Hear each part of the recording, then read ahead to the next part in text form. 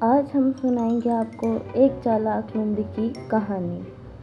ایک دفعہ کا ذکر ہے، ایک کوا درخت کی ایک شاخ پر بیٹھا ہوا تھا۔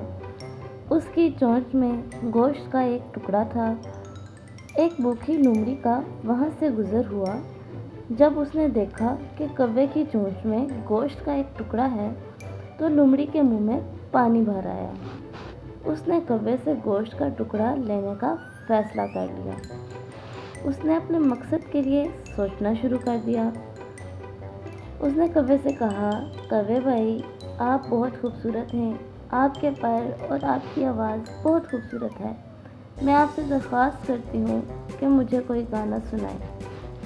کوے نے اپنی تعریف سنی اور بہت خوش ہوا۔ اس بیوقوف کوے کو لومڑی کی چالاکی کا اندازہ نہ ہوا اور اس نے گانا گانے کے لیے اپنی چونچ کھولی تو وہ گوشت کا ٹکڑا جو کہ اس کے منہ میں تھا نیچے گر گیا۔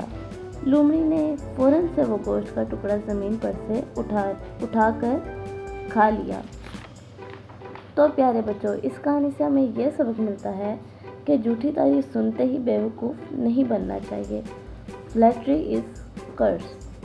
ہماری یہ ویڈیو پسند آئی ہو تو ویڈیو کو لائک کریں، چینل کو سبسکرائب کریں اور اپنے فرینڈز اور فیملی کے ساتھ شیئر کریں۔ Thank you so much.